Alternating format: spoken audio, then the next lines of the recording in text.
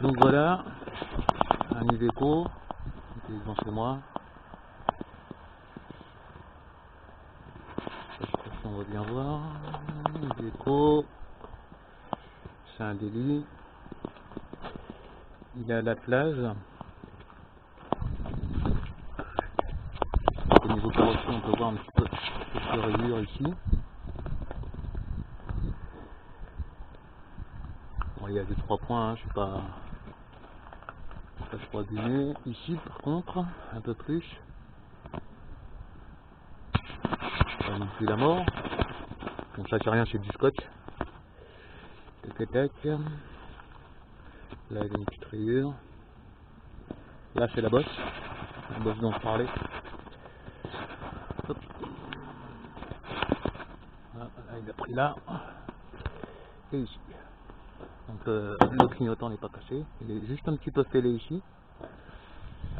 Sinon, le reste, bon, bah voilà. Hein. Il a des impacts à rouler, forcément. C'est un camion qui a 15 ans. Hein. Paf, paf, paf. Qu'est-ce que je peux dire encore sur l'extérieur? Il n'est pas rouillé, pas en dessous. Hop, on le voit. Là, je sais pas si ça sera très clair, mais il est pas neuf, mais il est loin d'être rouillé. Si c'est là, il manque la vitre. Le miroir, ça c'est par rapport à la machin. Tac, on va le démarrer. Donc à l'intérieur, c'est un camion qui servait pour les chantiers. Hein. Donc la subie ne restera pas, j'enlève la subie, je laisse le poste mais j'enlève la subie. Là ici au niveau de la porte, ça c'est cassé. Il y a une poche côté passager qui est le cassé. Sinon voilà, tout est ça. Alors je vais essayer de le démarrer. Ça fait longtemps qu'il n'a pas démarré donc je sais pas trop comment ça va marcher.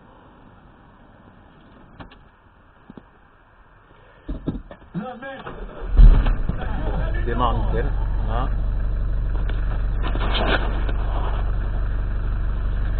Donc il a 230 855 km. Le voyant de frein reste allumé.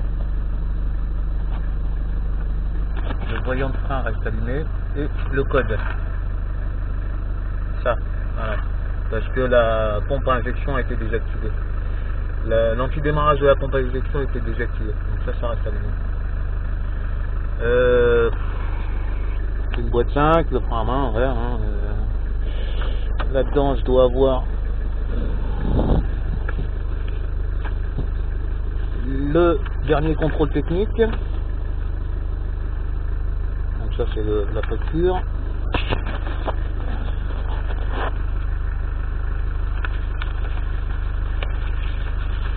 Et sur le contrôle technique,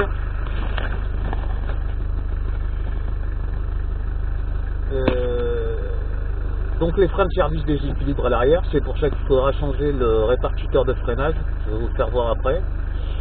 Les feux de croisement, réglage trop bas, bon bah hein, je sais pas non plus. Moteur et boîte défaut d'étanchéité, comme tout sur les moteurs Sofim, hein, je sais pas. Et le silencieux d'échappement, donc ça a été réparé, j'ai remis de la pâte dessus, enfin c'était à la con. Bon bah ça c'est les papiers, j'ai la vraie. Donc voilà, il démarre bien. Pas de soucis particuliers à l'intérieur. Les sièges ils sont propres. À part là, bon bah c'est forcément, hein, c'est dur, normal.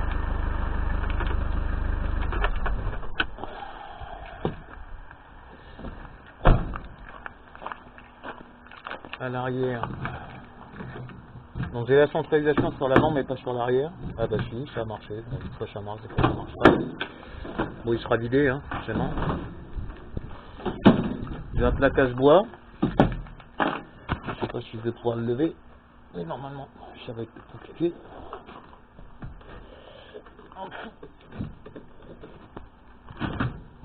Voilà, c'est relativement propre. Il n'y a pas de corrosion énorme sur les portes. la pièce. Voilà, c'est ce qu'on voit là. Je sais pas trop ce qu'on voit, c'est la petite pièce qui est là.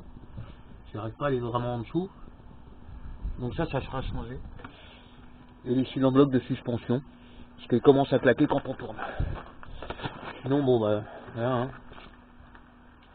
Ça sera vidé, je laisse l'étagère dessus. Il y a 2 enceintes. Donc ce qu'on peut voir là, c'est parce qu'il y avait une galerie que j'ai enlevée et que j'ai foutu à la poubelle. Donc j'ai bouché les trous avec des écrous et du silicone. J'ai mis la lumière, voilà, à l'extérieur. La cloison entre les deux, c'est moi qui l'ai faite, qui l'ai posée. Donc voilà.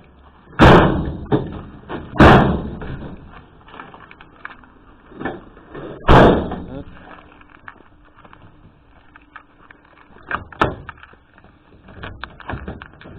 Donc c'est un camion qu'on m'a forcé. Voilà, bon, c'est le bordel. Ça, il sera vide. C'est un camion qu'on m'a forcé. J'ai dû changer tous les mémanes, toutes les serrures. Elle marche toute avec la même clé, hein, que ce soit les portes, j'ai tout changé. Mais quand on me l'a forcé, ça m'a cassé le némane principal. Et du coup, j'ai opté pour ça avec une centralisation que j'ai rajoutée. Voilà.